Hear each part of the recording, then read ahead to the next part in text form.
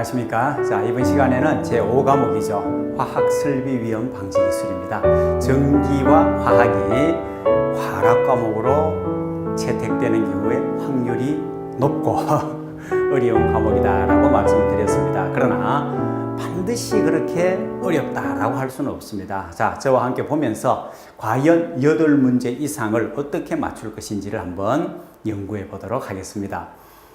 81번부터 한번 살펴볼까요? 산업안전 보건 기준에 관한 규칙에서 규정하고 있는 급성 독성 물질의 정의에 해당하지 않는 것은 무엇인가 라고 나왔습니다. 급성 독성 물질에 관한 문제가 최근에 와서 출제 빈도가 좀 높아지고 있습니다. 그래서 이 부분은 우리가 좀 암기를 하고 알아두자라고 말씀을 드렸던 거예요. 수치가 나오는데 수치를 좀 알아둘 필요가 있습니다. 그죠? 그래서 기억나십니까? 1302호 이래서 1300, 2500, 그 다음에 10, 그 다음에 1 이런 순서로 알아요. 제가 지금 공부를 하신 분은 무엇을 얘기하고 계시다 하는 걸 금방 알 수가 있습니다. 그죠? 그렇지 않으신 분들은 들어가서 또 한번 찾아보시면 되죠. 그죠? 자, 아무튼 2000이라는 것은 나오지 않습니다. 수치 자체가. 그죠? 우리가 숫자만 알고 있더라도 이건 안 나옵니다. 그죠?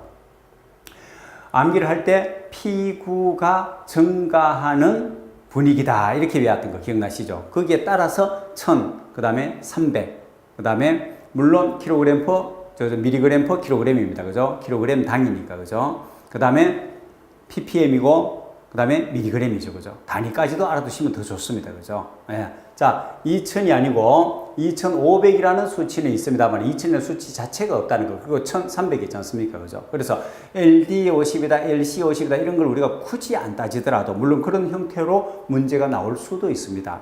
숫자만 우리가 암기를 하고 있어도 1300이요, 1300이요, 2500, 그 다음에 11. 그러면 이런 문제는 또 찾아낼 수가 있는 거죠. 그죠? 내용은 여러분들이 여기서 한번 찾아보시면 됩니다. 그죠? 맞춰야 될 문제가 되겠죠. 급성 독성 물질에 대해서는 최근에 경향이 높아져서 알아두자라고 말씀을 드렸던 겁니다.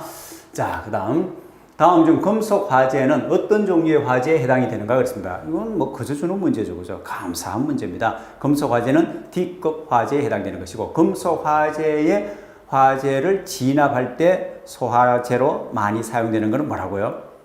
마른 모래였습니다. 기억나시죠? 건조사라고 부릅니다. 그죠? 자, 꼭 알아두셔야 됩니다. 그래서 나머지도 A급부터 해서 일반 화재, 유리 화재, 전기 화재, 금속 화재 A, B, C, D 아시죠? 꼭 기억을 해두도록 하겠습니다. 반드시 맞춰야 되는 문제입니다. 그 다음 위험물 또는 가스에 의한 화재를 경보하는 기구에 필요한 설비가 아닌 것은 경보 설비가 아닌 것은 이런 얘기다. 그죠? 여기서 묻고 있는 것은 이 경보 설비가 아닌 것은 그랬습니다. 그런데 여기에 웬 간이 완강기가 나왔네요. 완강기 아시죠? 그렇죠. 이 완강기는 피난 설비에 해당되는 것이죠. 그죠? 피난 설비. 전혀 경보 설비하고는 상관이 없습니다. 그죠? 예, 그렇게 해서 알아두시면 되고요. 자, 이 문제도 의외로 다 전체 설비를 내가 알고 있지 않다 하더라도 문제를 꼼꼼히 보시면 완강기는 전혀 별개의 것이다 하는 걸 우리가 알 수가 있습니다. 그죠? 문제를 맞출 수 있게끔 출제를 했는 그런 형태다 보시면 됩니다. 고체 연소의 종류에 해당하지 않는 것은 이거 중요한 겁니다. 고체 연소가 굉장히 중요하죠. 기체 연소가 뭡니까? 혼합 연소가 대표적이죠. 기체 연소에서는. 그죠? 그 다음에 액체 연소는 뭐예요? 액체 연소는 거의 대부분이 정발 연소를 한다고 보면 되죠. 간혹 가다가 액적 연소를 해서 벙커, CU 같은 끈적끈적한 점도가 높은 것들은 뿜어줘서 점화를 시킵니다. 그죠? 연소를 시킵니다. 그런 것들은 이제 특별한 경우고 거의 액체는 즉 인화성 액체에 해당되는 여러분들이 알고 있는 휘발유, 가솔린이라든가 석유, 등유 뭐 할 것 없이 모든 불에 탄다고 알고 있는 우리 액체는 다 정발연소. 정발연소가 뭐예요? 액체 자신이 타는 것이 아니라 거기서 나오는 전기가 타는 겁니다. 열을 받아가 전기가 발생해야만 이 전기가 나온다고 무조건 연소하는 것은 또 아니라 그랬죠. 어떤 범위를 형성해요? 연소 범위를 형성했을 경우에 그 연소 범위 안에서만 연소가 일어난다. 이걸 연소 범위 폭발 범위라고 한다. 하는 것까지 우리는 다 알고 있습니다. 그죠? 그럼 고체 연소가 이제 대표적인데 4가지가 종류가 있죠. 고체 연소는요, 일단 표면 연소가 있습니다. 표면 자체가 타는 걸 얘기하죠. 금속 같은 경우에. 또는 뭐 수치라든가. 그죠? 그 다음에 뭡니까? 분해 연소가 있습니다. 종이라든가 나무라든가 그래서 이런 우리가 일반적인 물질들이 타는 것은 다 분해 연소를 많이 합니다. 즉, 그 물질이 분해되면서 타는 물질이 있고 타지 않는 물질이 있죠. 타는 물질은 타고 타지 않는 물질 때문에 간혹 염기라는 것이 발생할 수가 있습니다. 그죠? 그 다음에 또 증발 연소를 합니다. 대표적인 게 파라핀이라는 그 양초의 성분이 있습니다. 그죠? 양초를 이루고 있는. 그래서 양초라는 파라핀 고체가 녹아서 촌농이 되고 그 촌농에서 전기가 발생해서 그 전기가 심지 위에서 타고 있는 겁니다. 그래서 이걸 우리는 정발연소라고 얘기하죠. 고체연소지만 그래서 액체연소의 정발연소가 똑같습니다. 정발연소도 고체연소에 들어가고요. 그 다음에 나머지 하나는 자기연소라는 게 있습니다. 이 자기연소는 뭐죠? 오류 위험물에 해당되는 일종의 폭약이라고 보시면 되죠. 자기연소는 간단히 얘기하면 연소라는 것은 가연물질이 있고 산소가 있고 점화원이 있어야만 연소가 이루어지죠. 세 가지 조건 아닙니까? 요소. 이 세 가지 조건 요소 중에서 산소 공급원을 자기 스스로 가지고 있는 겁니다. 그 물질 속에 산소를 포함하고 있는 거죠. 그래서 이런 오류 위험물, 자기 연소를 하는 물질의 질식 소화를 위해서 소화기를 사용한다면 이거는 가능할까요? 전혀 효과가 없죠. 그죠? 질식이라는 것이 산소 공급원을 차단시켜서 불을 끄는 것인데 오류 위험물은요, 자기 연소는 스스로 산소를 포함하고 있다 이 말이에요. 그러니까 외부에서 산소를 아무리 차단시켜 봤자 내가 산소를 공급하면서 불이 타오르는 거예요. 질식 소화는 맞지가 않는 거죠. 그죠? 이런 것까지도 우리는 알아두면 도움이 되겠다. 그죠? 자, 그래서 네 가지 종류가 있습니다. 그러므로 여기서 뭐 혼합 연소는 해당이 없고 이거는 기체 연소에 해당이 되는 것이죠. 그죠? 표면, 분해, 정발, 자기연소 이런 종류들이 있다 하는 거 참고로 알아두시면 되겠죠. 문제가 여기 같이 하나도 나와 있네요. 다음 중에서 반드시 맞춰야 되겠죠. 그래서 반응 또는 운전 압력이 3psi 이상인 경우 압력계를 설치하지 않아도 무관한 것은 무엇입니까? 했는데 이 문제는 답으로만 보는 겁니다.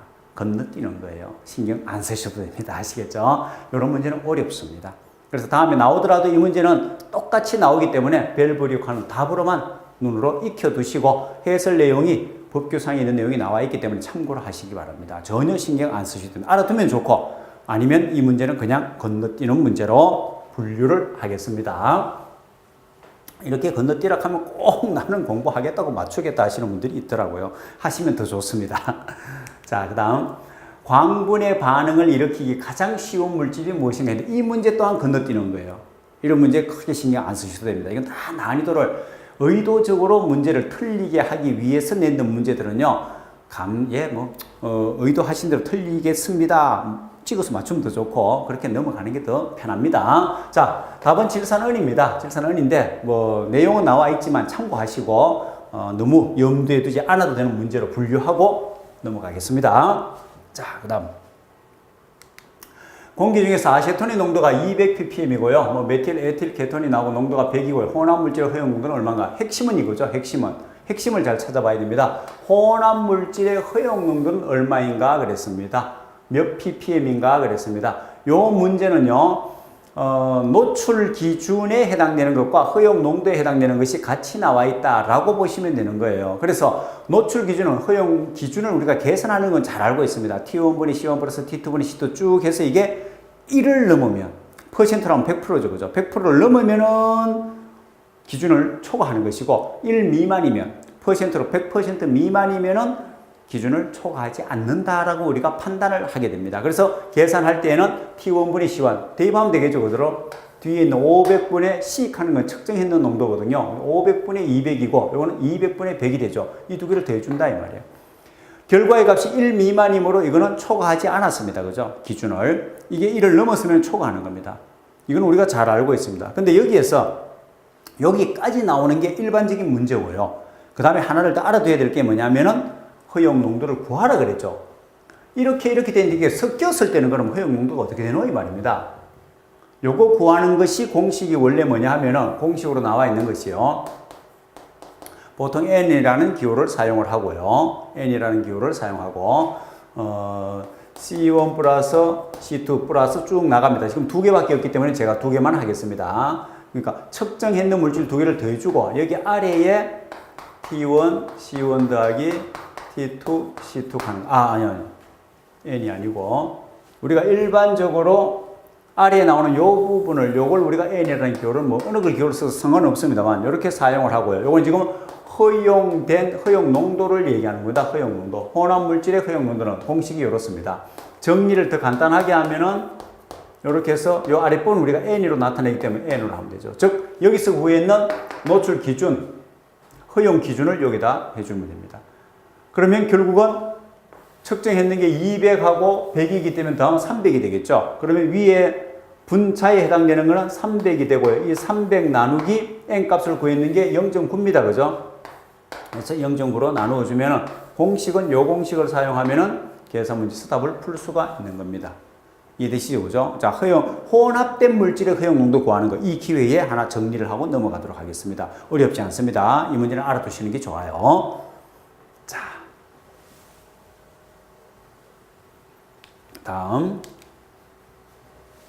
이산화탄소 및 할로겐 화합물 소화 약제의 특징으로 가장 거리가 먼 것이 무엇입니까? 했습니다. 이산화탄소나 할로겐 화합물 소화기 같은 경우에는 주로 전기화재라든가 유리화재에다 사용할 수가 있죠. 특히 이산화탄소는요, 흔적을 남기지 않는 것으로서 굉장히 좋은 소화기라 그랬습니다. 왜냐하면은 액화탄산가스가 액체가 밖으로 나오면서 고체 탄산, 드라이아이스가 되고 이것이 성화성 물질에서 기체로 날아가 버리기 때문에 흔적이 남지 않는다. 이렇게 말씀을 드렸죠. 그죠?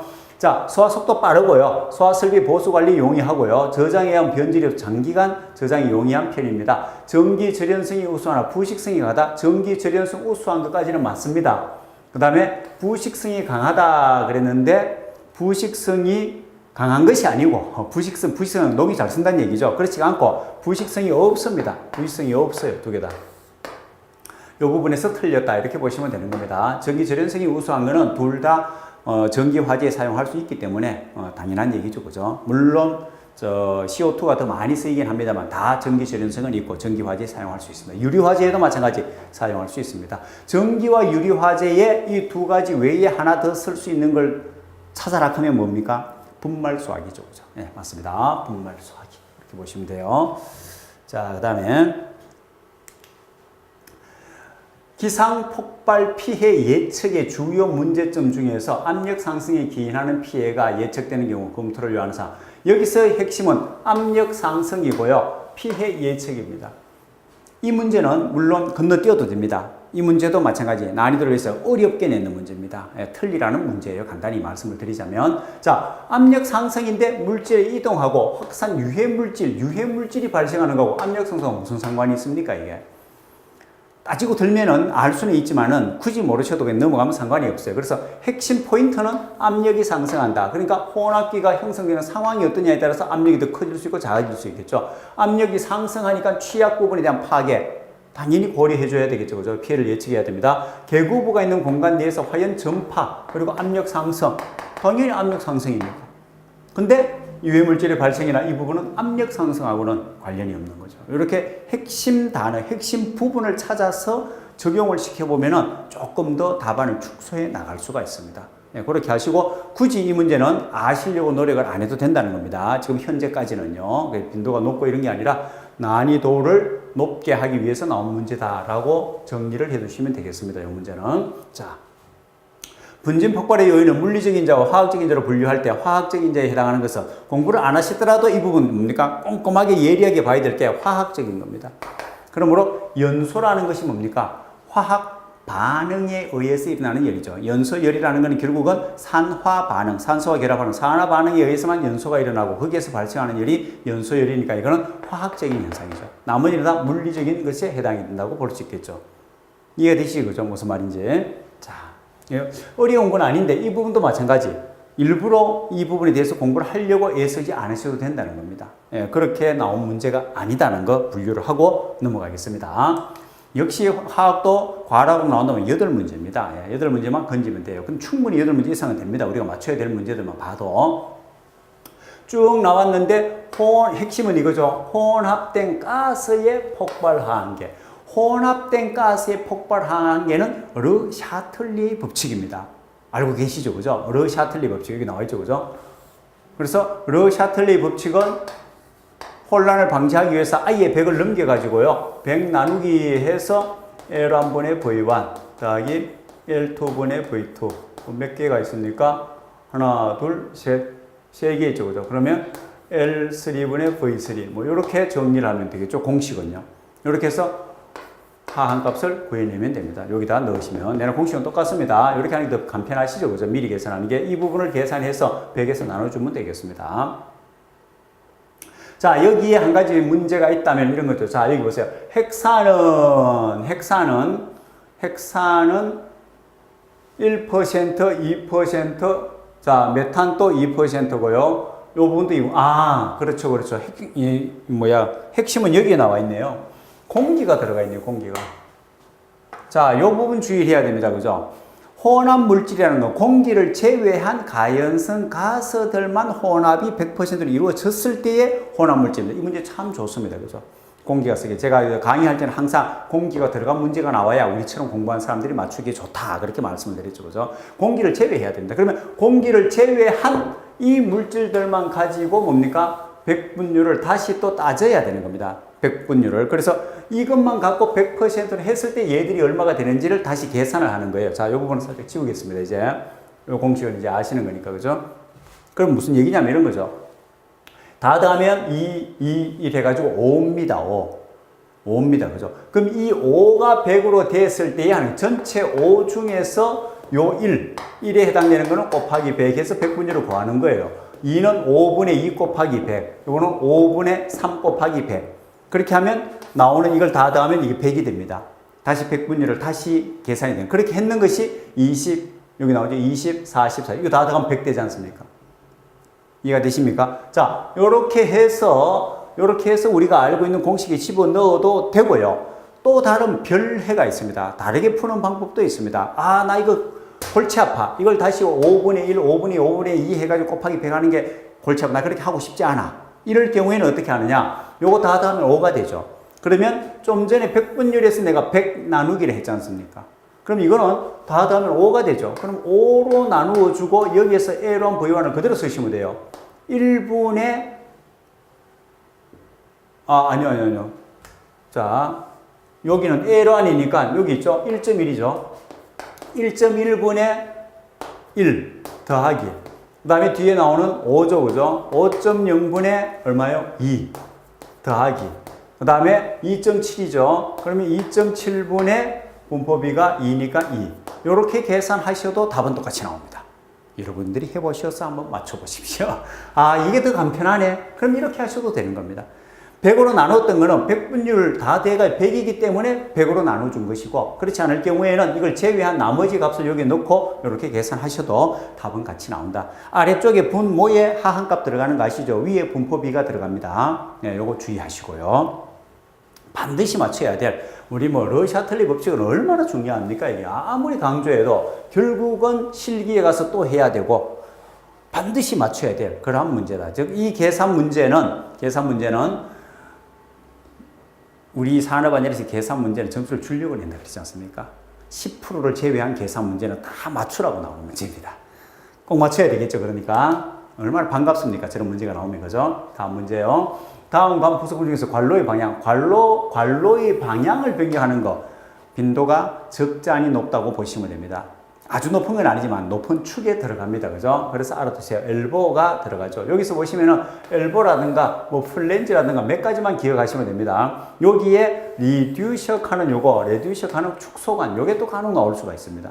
요 정도만 봐두시면은 나머지 다른 쪽에서는 문제가 나올 만한 게 잘 없다 이렇게 보시면 돼요.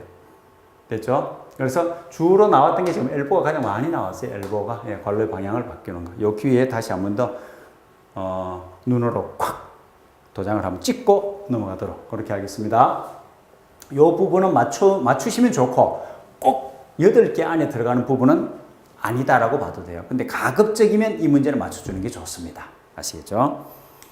그 다음 공업용 가연성 가스, 독성 가스의 저장용기 도식에 관한 설명으로 옳은 것은 그렇습니다. 시조 하나 외워야 되죠. 그죠? 청탄산 록의 황화치 안주삼아 소주잔 기울이니 백암산 염소가 갈색으로 보이더라. 못 외우시는 분 없죠. 아직까지. 반드시 외워야 됩니다. 그래서 백암산 염소가 갈색으로 보이더라. 염소 갈색 이게 맞네요. 그죠? 자, 황아체죠. 황아체, 황색이라 해야 되겠죠. 석유가스, 액화석유가스는 해당이 없습니다. 그 암기법에 들어가지 아니하는 것은 몽땅 다 회색으로 처리한다 그랬죠. 회색이 돼야 되죠. 그죠? 그 다음에 액화 암모니아 가스는 백암이니까 백색이죠. 암모니아는 백암산이니까. 자, 그러면 다 정리가 됩니다. 그죠? 아래 나와 있는 거 다시 한 번 더 참고로 봐주시면 되겠고요. 꼭 맞춰야 되죠. 예, 이런 문제. 그러니까 합격을 하기 위한 문제들은 반드시 나오게 되어 있습니다. 그것만 실수 안 하고 우리가 다 맞추시면 돼요. 다음 중 제시한 두 종류 가스가 혼합될 때 폭발 위험이 가장 높은 것은, 이건 폭발 위험이 가장 높은 것을 찾아가지고 공부하는 게 아니고요. 자세히 보시면은 답이 아닌 걸 골라내면 됩니다. 그러면 답이 남지 않습니까? 그죠? 무슨 얘기냐면 여기에 보시면은 CO2, 질소, 또 수증기, 이런 게 뭡니까? 불연성 가스죠. 불연성, 불활성화, 불연성 가스에 들어갑니다. 즉, 이런 거는 CO2나 질소나 수증기 이런 거는요, 불을 끌 때 사용하는 거예요. 불을 끌 때 사용하는 겁니다. 이해되십니까? 그렇기 때문에 이런 것들이 들어가 있다면 이거는요, 다시 말해서 폭발의 위험성이 없다는 겁니다. 이거는. 이해되시죠? 그죠? 자, 여기 보세요. 혼합가스의 폭발을 방지하기 위한 불활성화 작업을 할 때에, 즉 불활성화하는 것은 활성이 없도록 만든다. 연소나 폭발이 되기 위해서는 활성이 있어야 되죠. 왜? 산소와 결합을 해야 되기 때문에. 화학 반응이 일어나야 됩니다. 그러니까 불활성화 시킨다는 얘기는 폭발이나 연소가 아예 안 일어나게 할 필요가 있을 때, 저장 탱크를 청소한다든가 뭐 할 때 뭡니까? 가연성 가스를 저장했던 탱크다. 근데 거기에 들어가서 그냥 청소 작업을 하다가 잘못해서 스파크가 발생하면 폭발해 버립니다. 그럴 때 불활성화 작업을 하고 난 다음에 들어가서 작업을 하면 안전하죠. 그죠? 그럴 때 사용하는 게 질소, 인너팅 가스로 쓰는 거죠. 치환할 때에 질소, 이산화탄소, 수증기를 사용해서 불활성 가스를 사용합니다. 그러므로 이 불활성 가스가 들어가 있는 것들은 전혀 연소하거나 폭발할 가능성이 없다. 이렇게 보시면 되는 거죠. 그러면 남는 게 뭡니까? 염소하고 아시티ลี나. 예, 이런 형태로 접근을 하시면 이 문제도 아주 쉬운 문제로 분류할 수가 있는 것이죠. 그죠? 자, 맞춰야 될 문제고요. 물이 관속을 흐를 때, 이 문제도 맞춰야 되죠. 최소한 우리가, 캐비테이션 하고요. 그 다음에 뭐가 있습니까? 캐비테이션은 뭡니까? 캐비테이션은 공동현상이고요. 맥동현상이 있습니다. 서징현상이죠. 그죠? 이 두 개에 관해서는 좀 알아둘 필요가 있다 그랬습니다. 맥동현상이라는 것은 물이 흘렀다, 안 흘렀다, 흘렀다, 안 흘렀다. 맥이 뛰는 거죠. 그죠? 흘렀다, 안 흘렀다. 이런 현상을 얘기하는 것이고, 그러니까 효율성을 떨어뜨리죠. 관속에서 이런 일이 일어나면은. 그 다음에, 공동현상이라는 말 그대로 액체가 흘러가는 부분에 즉, 기체 부분이 생긴다는 얘기입니다. 간단히 얘기하면은. 이 부분, 이렇게만 이해하고 있어도 답은 찾을 수 있어요. 공동현상, 캐비테이션이라는 것은 액체가 흘러가는 관 속에서 기체 부분이 형성이 되는 겁니다. 공동이 생기는 겁니다. 서징이나 맥동현상은 물이 흐르다가요, 나왔다, 안 나왔다. 우리 수도 꼭지를 튼다거나 호스를 일할 때 수도 공사하고 난 뒤에 털면은 물이 쫙 나왔다가 멈췄다가 칙칙칙칙 뭐 이렇게 나오지 않습니까? 그죠? 처음에는요. 그 공기가 섞여가지고 그런 현상, 이런 거는 우리가 서징, 맥동 현상 이렇게 얘기를 하는 거죠. 그 개념만 잡으셔도 돼요. 그럼 이제 그걸 정확하게 이제 뭐 개념으로 설명을 할 때는 여기 나오는 것처럼 흐를 때 물속의 어느 부분의 정압이 그때 물의 전기압보다 낮아서 물이 증발하여 부분적으로 전기가 발생되어, 이 전기 가는 게 이제 기체가 발생되어 이 말이죠. 배관의 부식을 초래하는 경우가 있다. 이런 현상을 뭐라 하느냐? 공동현상을 얘기하는 것이고요. 서징현상도 알아놔야 되는데, 서징현상은 맥동현상이라 해서 송출, 그 다음에 유량 사이에서 주기적인 변동으로 입과 이게 나왔다, 안 나왔다, 나왔다, 안 나왔다. 이런 현상을 얘기하는 겁니다. 그 정도의 개념만 잡으시면 되고, 조금 더 여기에서 문제를 어렵게 출제한다면 이런 현상이 발생하는 원인이나 대책이나 이런 것까지도 나올 수 있으니까 가볍게 한번 봐두시면 되겠죠. 그러나 기본적인 거는 지금 이 상황은 우리가 좀 알아둘 필요가 있습니다. 어렵지 않아요, 이 부분은요. 자, 그래서 맞추는 문제로 또 한 문제 건지고 넘어가도록 하겠습니다. 다음 짝지어진 물질의 혼합 시 위험성이 가장 낮은 것은 무엇인가 그랬습니다. 이 문제는 어렵습니다. 예, 화학을 전공하신 분들은 굉장히 쉬운 문제가 되겠죠. 이 문제는 너무 신경 안 쓰시고 가볍게 보시고 문제와 답만 찍고 넘어가셔도 아무 하자가 없습니다.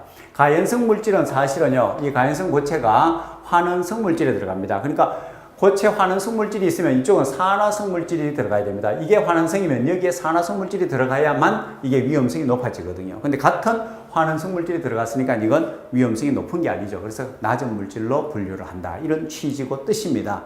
그래서 이건 가볍게 여러분들이 보셔도 돼요. 무슨 말이야? 어려운데 넘어가시면 됩니다. 그러면 너무 신경 안 쓰셔도 됩니다. 반응기 중에서 관형 반응기의 특징에 대한 설명을 옳지 않은 관이라는 것은 긴 관입니다. 반응 물질을 넣어가지고 빼낼 때요. 긴 관을 이용하기 때문에 온도 조절이 쉬워요. 전열 면적이 잡기가 쉽습니다. 예, 그 부분 때문에 여기서 온도 조절이 어렵다 있는 게 잘못된 부분이죠. 그렇죠? 자, 그래서 이 부분도 빈도가 높고 반드시 맞춰야 돼요. 그런 문제로 분류하는 건 아닙니다. 이 문제는. 예, 어려운 문제 맞추면 좋고 그렇지 않으면 그냥 넘어가도 되는 문제로 분류하시고 공부를 하시기 바랍니다. 예, 반응기 종류라든가 이런 건 여러분들 참고로 뭐 알아두시면 되죠. 그죠? 그런 문제가 나오면 이제 더 일반적이고 더 간단한 문제 내려보시면 돼요. 자, 그 다음에 자연 발화의 방지법으로 적절하지 않은 것이 무엇입니까? 이랬습니다. 이건 반드시 맞춰야 됩니다. 자연 발화는 뭡니까? 어떤 물질이 인화와 발화 우리 구분하실 수 있죠, 그죠? 열심히 배웠습니다, 그죠? 인화와 그 다음에 발화, 착화 같은 말이죠, 그죠? 인화라는 거는 끌 인자 불화자. 여기 중요한 핵심은 뭡니까? 이걸 구분하는 게 점화원입니다. 점화원에 의해서 불이 붙을 수 있는 최저 온도. 점화원 성냥을 갖다 댔는데 얘가 불이 붙을 수 있는 최저 온도가 있어요. 그 온도가 더 낮으면 성냥불을 갖다 대도 불이 안 붙습니다. 그러니까 그런 온도를 우리는 인화점이라고 얘기를 하고요. 점화원이 얘는 없이, 즉 성냥불이나 라이터불을 갖다 대지 않았는데도 그 물질이 갑자기 불이 퍽 하고 붙는다 이 말입니다. 왜? 이 물질이 열을 축적하는 거죠. 서서히 뜨거워져가 주위에 있는 열을 모아가지고 축적해가지고 어느 순간에 자신이 스스로 불이 붙을 수 있는 온도가 모든 물질마다 다 있습니다. 그걸 우리는 발화점이라고 해요. 그래서 스스로 굉장히 뜨거워져가 주위에 있는 열 때문에 그래서 불이 저절로 퍽 붙어버리는 거. 이 발화점이 낮다는 건 굉장히 위험하고 발화점이 아주 낮은 것들은 물 속이나 냉장고 속이나 이렇게 보관해야 되겠죠. 한여름에 뜨거운데 밖에 내놓으면 발화점이 낮은 거는 저절로 불이 붙어버립니다. 발화점에 도달해가지고 그렇게 발화점에 도달해가 불이 붙는 걸 자연 발화라고 그러죠. 자연 발화. 내가 이 발화와 관계되는 내용이다 보시면 됩니다. 그럼 이걸 예방하기 위해서는 어떻게 해야 되느냐? 통풍을 잘 시키라. 통풍을 잘 시키라는 이유는 뭡니까? 즉 파레트라든가 이런 걸 떼가지고 바람이 잘 통하도록 해라. 왜? 열이 축적이 안 돼야 되거든요. 자연 발화가 일어나는 주 원인은 뭐냐면 자기 스스로 열이 계속 쌓이는 겁니다. 점점 열이 올라가가지고 스스로 불이 붙는 온도에 도달하면 불이 붙는 거거든요. 그럼 이 열이 축적이 안 되도록 하면은 자연 발화는 절대로 안 일어나는 거죠. 온도에 도달할 수가 없으니까. 그러면 열이 축적되지, 열이 쌓이지 않도록 하려면 통풍을 시켜버리면 되는 거예요. 바람이 숭숭숭 통하도록. 그래서 통풍 가장 쉬운 방법이고 가장 간단한 방법이죠, 그죠? 그 다음에 저장실 온도 상승을 피해라. 같은 얘기죠. 온도가 안 올라가도록 해라. 그래야 열이 축적이 안 되기 때문에 공기가 접촉되지 않도록 불활성 액체 중에 액체 속에 집어넣으면 당연히 안전하죠, 그죠? 예. 자, 그런데 습도가 낮은 곳을 피하라. 이건 잘못되죠, 그죠? 습도가 높은 곳을 피해야 됩니다. 즉 다시 말해서 뭡니까? 습도가 높으면 자연 발화가, 이거 잘 이해해야 됩니다. 자연 발화가 생기기 쉽습니다. 여러분들은 발화라 그러니까 불이 붙으니까 습도가 낮다 하면 뭡니까? 습도가 낮으면 건조한 거 아니냐? 습도가 높으면 축축한 거고 습도가 낮으면 건조한데 건조하면 불 붙기 쉬운 거 아니냐? 맞습니다. 건조하면 불 붙기 쉽죠. 그러나 이 얘기는 뭡니까? 건조한 상태에서 점화원을 갖다 대었을 때 그럴 때 불이 붙는 거 아닙니까? 건조한 물질에 점화원을 갖다 대서 불 붙기가 쉽고요. 축축한 물질에는 점화원을 갖다 대면 불이 잘 안 붙죠. 이건 점화원을 갖다 댔을 때 인화입니다. 인화시킬 때 얘기죠. 이거는 지금 그런 게 아니고 어떤 점화원을 갖다 대는 게 아니고 스스로 불이 붙는 거예요. 좀 더 쉽게 얘기를 하자면 이런 얘기입니다. 여러분들이 겨울철에 손을 씻고요. 손을 씻고 마른 상태에서 난로 불을 쬐는 거하고 손을 씻고 닦지 않고 손에 물이 묻은 상태에서 난로 불을 한번 쬐 보십시오. 직접. 어느 게 더 뜨겁게 느껴지는지 내 손이. 불이 났습니다. 자, 화재가 발생했습니다. 화재가 발생해서 내가 봤더니 불길 속을 뚫고 밖으로 지금쯤은 나가야 된다는 판단이 생겨요. 그럼 불길을 뚫고 밖으로 나갈 때는 어떻게 해야 되느냐면요. 주변에 담요나 어떤 옷이나 이런 게 있으면요. 목욕탕으로 가서 물을 푹 적셔가지고 내가 뒤집어 쓰는 겁니다. 그리고 약간의 불길, 센 불길은 안 되겠지만 약간의 불길 속을 뚫고 나가면 됩니다. 왜요? 건조한 상태로 가면 그 불이 내 옷에 묻겠죠. 그죠? 그러나 물을 적신 어떤 걸 뒤집어 쓰고 나가게 되면 그 물이 뭡니까? 불이 인화가 안 되죠. 불이. 점화 원회에서 인화가 안 되죠. 그런데 반대로요. 그렇게 해야 되는데 반대로 도저히 뚫고 나갈 수가 없어요. 내가 여기서 좀 더 버텨야 됩니다. 소방차가 오고 소방관이 올 때까지 지금 불길 속에 내가 버텨야 된다. 근데 불이 나한테 가까이 온다. 그래서 내가 이불을 가져와가지고 물을 적셔가지고 내가 뒤집어 쓰고 그 불길 속에 있다. 이건 내가 빨리 죽는 거죠. 그죠? 왜 그렇습니까? 지금 이걸 제가 얘기하는 겁니다. 물이라는 거는요, 물의 평생 소원은 제가 항상 그런 얘기하면서 강의를 했는데, 물의 평생 소원이 뭔지 아십니까? 물, 액체의 평생 소원. 얘는 기체가 되는 거예요. 기체가 되는 게 평생 소원이에요. 그래서 물은 주위에 열이 있으면요, 무조건 흡수합니다. 그래서 기체로 되는 걸 우리가 기화열이라 그러는데, 기화열이 539kcal는 엄청난 열을 흡수해버리죠. 그래서 우리는 이 물을 소화에 사용하는 겁니다. 불을 끌 때 사용합니다. 불 속에 집어넣으면 물은 자기 소원을 이루고요. 열을 몽땅 끌어당겨가고, 그 다음에 내가 원하는 걸 이 열이 물에 의해서 몽땅 다 열을 뺏겨버리면은 온도가 낮아져서 꺼지는 거, 이게 냉각소화라고 하는 거죠. 이렇게 쓰는 겁니다. 그런데 그렇기 때문에 내가 내 몸이 물에 젖어 있으면요, 주위에 있는 열을 이 물은 빨리 흡수해가지고, 우리가 그 샤워하는 원리도 똑같죠. 그죠? 샤워를 하면 왜 시원하냐면, 물이 내 몸에 닿는 순간에 내 몸이 열을 몽땅 뺏어가 자기는 기화대가 날아가 버리는 거예요. 그리고 나는 내 몸은 이 물에 열을 뺏기고 나는 시원해지는 거야. 누구 좋고 누구 좋고 서로 좋은 거죠. 그죠? 그래서 불길 속에서 내가 몸이 물에 젖어 있을 경우에는 이 주변의 열이, 젖어있는 이 물의 입장에서요, 얼씨구나, 이게 웬 열이고 몽땅 흡수합니다. 그럼 내 몸의 온도는 점점 올라가게 되는 거죠. 뜨거워집니다. 그래서 소방관들의 옷이요, 소방관들의 옷이 물론 불도 붙지 않아야 됩니다. 방화복도 돼야 되지만 이건 철저히 방수복이 돼야 됩니다. 소방관들이 물을 끄다가 이 소방호스나 물이 옷에 튀어가지고 이 옷이 물에 젖으면 불길에 가까이 오래 접근해서 불을 끄고 있어야 되는데, 이 물들이 이 열을 흡수해가지고 기화된다면 내 몸은 점점점 더 뜨거워지는 거예요. 방수가 돼야 되는 거죠. 그죠? 그런 원리입니다. 그래서 자연 발화는 그렇게 열이 축적이 안 돼야 된다 했는데, 물이 있으면 이 물은 열을 축적시킨다는 거예요. 주위에 열을 뺏어와가지고. 그래서 습도가 낮은 곳을 피하는 게 아니라 습도가 높은 곳을 피해야 되는 겁니다. 즉, 건조할수록 자연 발화는 생기지 않는 겁니다. 점화원에 의해서 불 붙는 것은 가능할지 모르지만, 습도가 낮을수록 점화원에 의해서는 화재의 위험성은 있지만 자연 발화의 위험성은 없는 거예요. 이해가 되시죠? 그죠? 자, 그렇게 합니다. 통풍을 잘 시켜야 되고, 그 부분을 습도가 높지 않도록 해야 된다 하는 거 꼭 기억을 해요. 원리만 알고 있으면 간단한 겁니다. 그죠? 자, 그렇게 알아두시면 다른 문제에서도 좀 편리하게 우리가 적용을 할 수가 있을 것입니다. 자, 그 다음에 항상 원리가 중요해요. 공정안전 보고서에 관한 설명을 옳지 않은 것은 그랬습니다. 자, 이 부분 또 법률 문제가 나왔는데요. 자주 출제되는 문제는 아닙니다. 이 기회에 답만 알아두시면 돼요. 답만. 다음에 나오면 똑같이 나옵니다. 이건 또 틀려도 되는 문제입니다. 요 당시에는. 그죠? 자, 쭉 해서 보면 14일 이내에 고용노동부장관 승인을 득하노 했는데, 알고 보면 지체 없이입니다. 지체 없이 해야 됩니다. 이 법으로 정해놓은 거니까 여러분들이 요 답만 눈에 딱 익히시고 넘어가시면 되는 겁니다. 너무 신경 안 쓰셔도 되는 문제예요. 자, 주수 소화를 하여서는 아니 되는 물질이 무엇인가 그랬습니다. 주수 소화라는 것이 물 소화입니다. 물 소화. 금속 분말, 금속 화재는요, 물과 반응하면 가연성 가스가 발생해요. 가연성 가스가 뭡니까? 또 화재를 발생시키는 거 아닙니까? 가연 물질이 되는 거죠, 여기서는. 그래서 금속 화재는 주로 소화를 이렇게 딱 정해져 있잖아요. 건조사라고 우리 알고 있지 않습니까? 마른 모래. 그렇게 알고 계시면 이건 당연히 맞춰야 되는 문제에 들어가야 됩니다. 그죠? 있죠? 마른 모래. 예, 이걸로 해야 됩니다. 기억을 하셔야 되는 부분입니다. 자, 그 다음.